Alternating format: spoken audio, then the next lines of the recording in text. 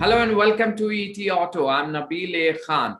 Today I'm going to talk about one of the biggest emerging trends globally, that is multimodal mobility and micromobility. Looking at the increasing congestion, micromobility looks like one of the biggest contender when we talk about future of mobility.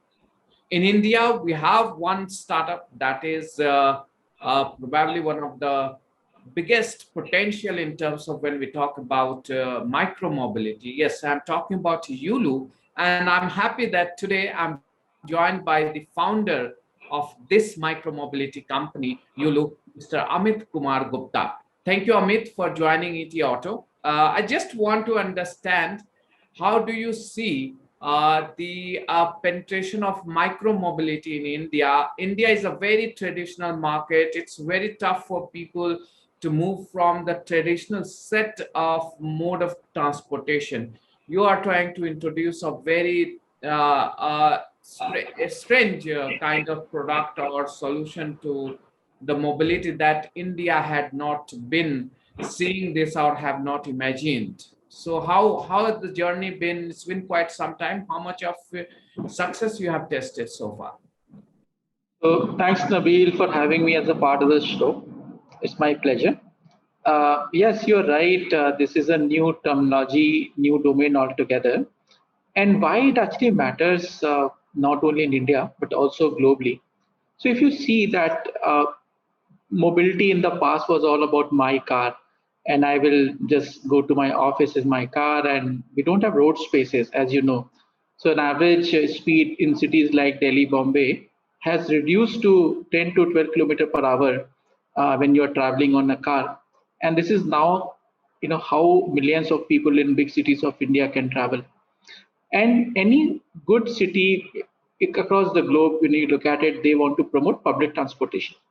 And we believe that public transportation is the only sustainable way for us to make an efficient mobility for everyone, which is also inclusive and equitable. And at the same time, if you look at situation of, let's say, NCR, Delhi, Delhi has the best metro network. 10 lines are there, more than 300 stations.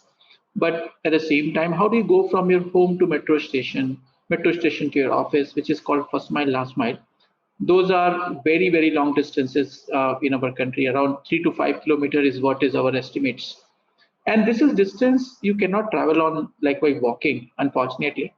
And this is where the concept of multimodal mobility comes into picture. Uh, Across the globe, all the cities are looking at how do we connect these metro stations by proper footpaths so that people can walk. Someone can do a bicycling, someone can do electric mobility. And this is where Yulu comes into picture. We are, in a sense, a solution for first mile and the last mile.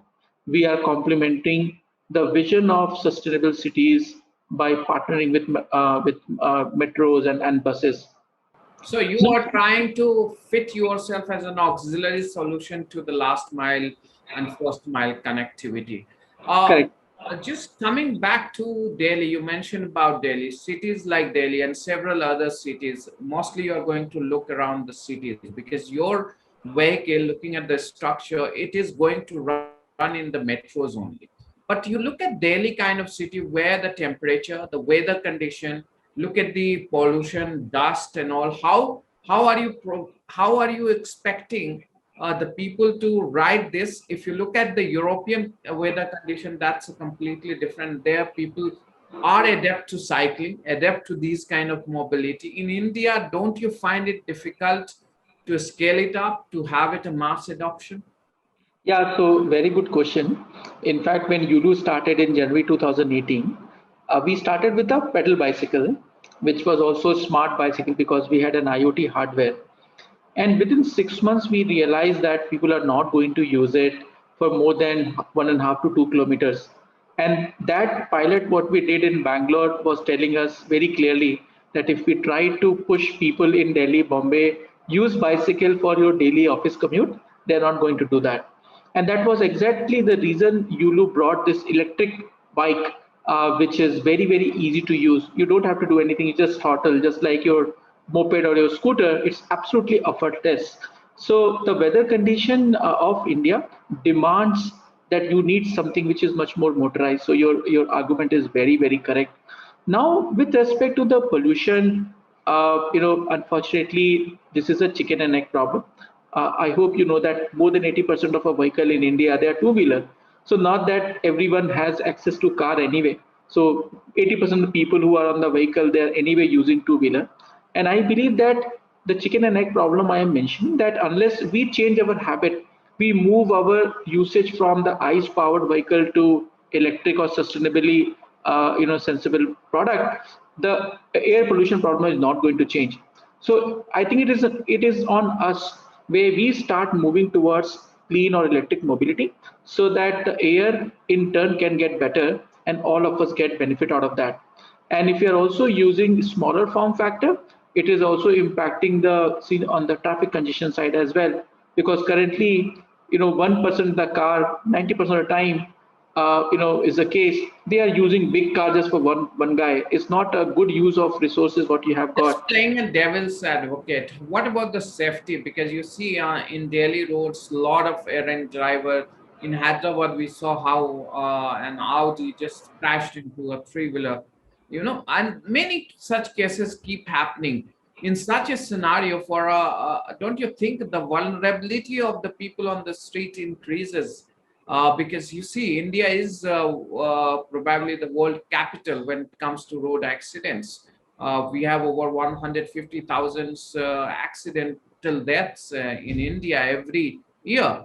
So in such a scenario, I'm just trying to understand how did you check all the negative and positive? Then we'll talk about the positive also. So what Certainly. was the So, this? so first of all, one pleasantly surprising fact, that number of fatal accident on Yulu network, where we have covered more than 60 million kilometers till date, has been zero. So not a single person losing their life or limb. And the reason is that while, yeah, you can say that we are a two-wheeler, but actually our vehicles are only going at 25 kilometer per hour speed, which is actually a speed of a bicycle. And India, if you look at the accident statistics, only 0.3% of the overall accident were happening on a bicycle. So we are closer to bicycle rather than a motorcycle, where this guy is trying to overtake a truck or a bus But and getting. bicycle has been a more of a rural phenomena in the cities where the traffic is there, where motorized traffic is higher, is Yeah. very less in number. Okay, if you look at the highways, they are the biggest killer. Look at the city roads; they are the biggest killer. Where cycle doesn't go, but your Yulu will eventually be deployed there. I just coming back to the story of Yulu. How did it start? What was the idea? What was the difficult moments that you faced as a startup? I know that you have backed quite a good investors, including Mr. Bajaj is one of the investor in your company. So just want to understand what were the top two, three pain point that you wanted to mount as you were trying to launch this company. Certainly. So, Nabil, the motivation behind starting Yulu was my own personal journey.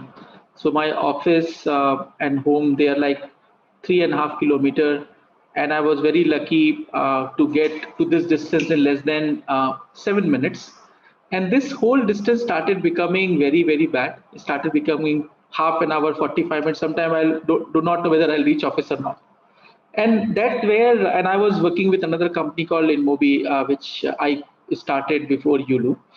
And I thought that someone needs to solve this mess, and I decided to pick it up because I thought, let me pick up a social problem and solve for that. And this is how the idea of Yulu was born. Yulu mission is to reduce traffic congestion and also reduce the air pollution at the same time. And the thesis is very simple, that 90% time.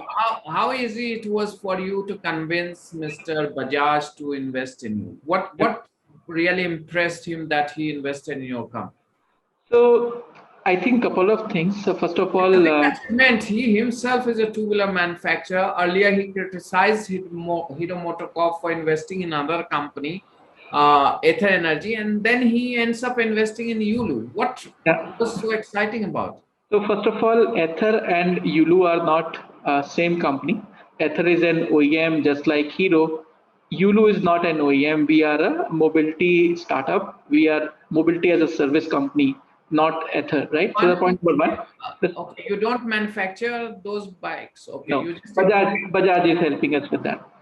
So we are in a sense a complementary value to any OEM or the manufacturer. If you look at even the case of Uber and Lyft in the US, lot of car manufacturers invested in those. no, I understand. So you don't manufacture those. Do not manufacture anything. We just run a mobility platform in a mobility as a service. And when I went to meet Mr. Rajiv Bajaj, he was very clear that India's mobility will be driven through technology and EV. And it will not be at least the case in the near time where people will be buying their own personal scooters.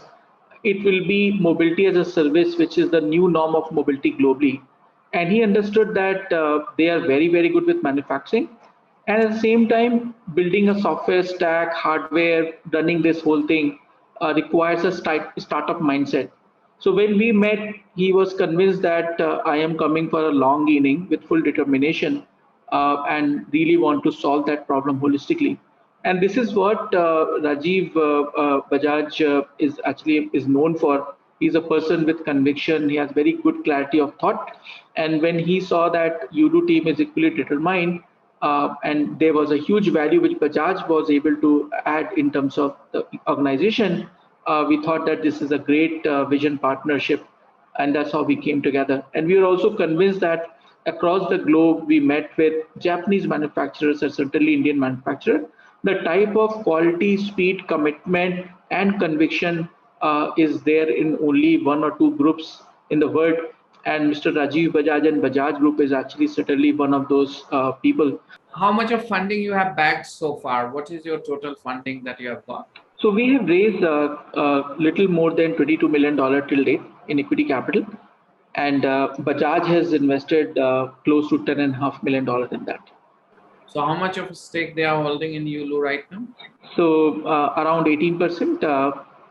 And how much you have? So cumulatively, all the founders and employees. So we are around 50%-ish number. So how the growth is happening? Because no, I'm paced for last 1 year. I have not stepped out, but even before Corona, wherever I go, I have not seen much of your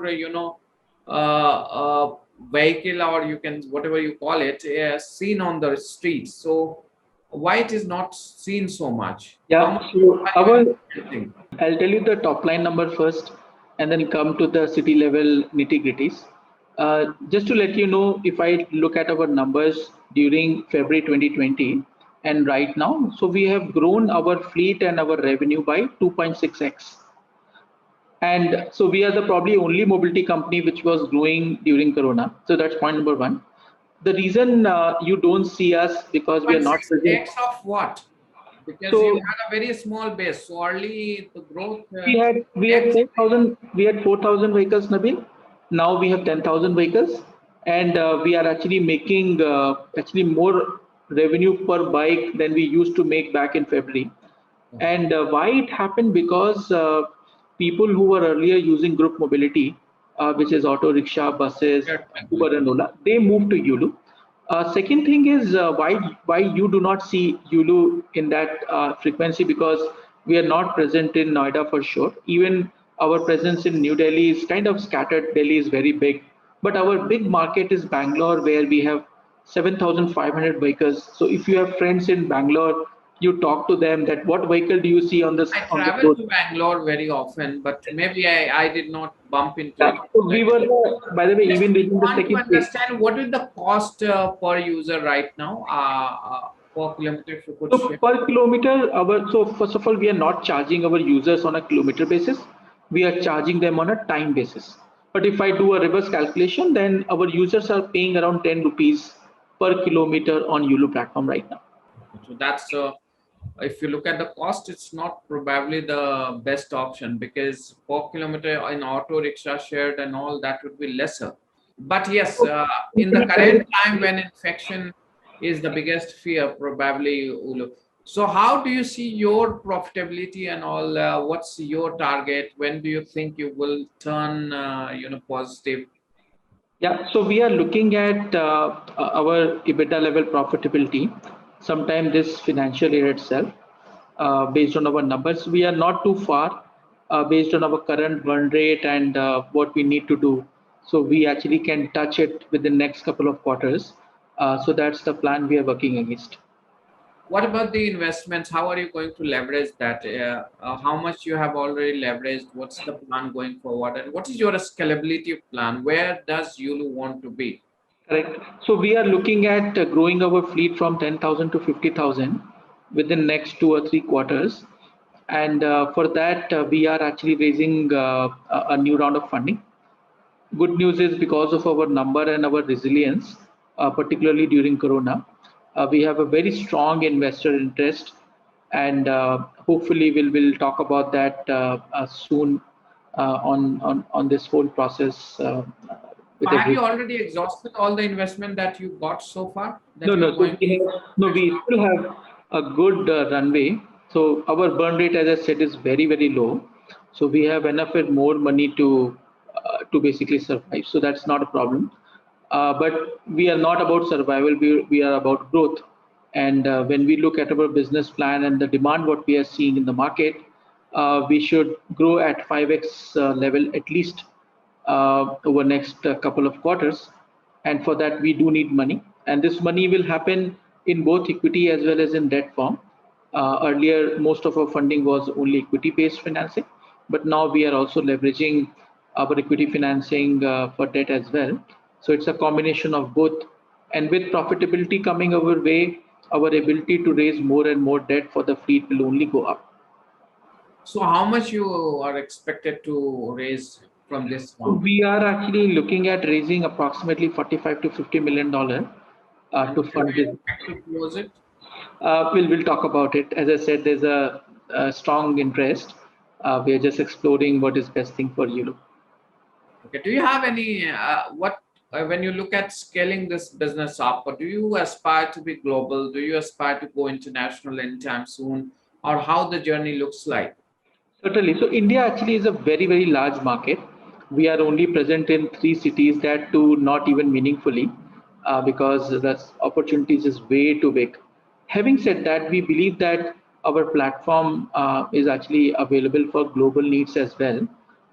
So we are in discussion with couple of players outside of India, where they want to take our technology platform and they run it. So Yulu basically makes money out of our technology and process IP. And at this stage, we are not looking at we hiring a management team, run it. I think it's too early because India is just way too big opportunity for Yulu. But we do see Yulu service in some other countries with this kind of arrangement, which I just spoke about. Thank you so much, Amit, for talking to ETAuto. Wish you all the very best. Thank you so much. Thank you, Nabeel. It's a pleasure once again talking to you. Thanks for this opportunity.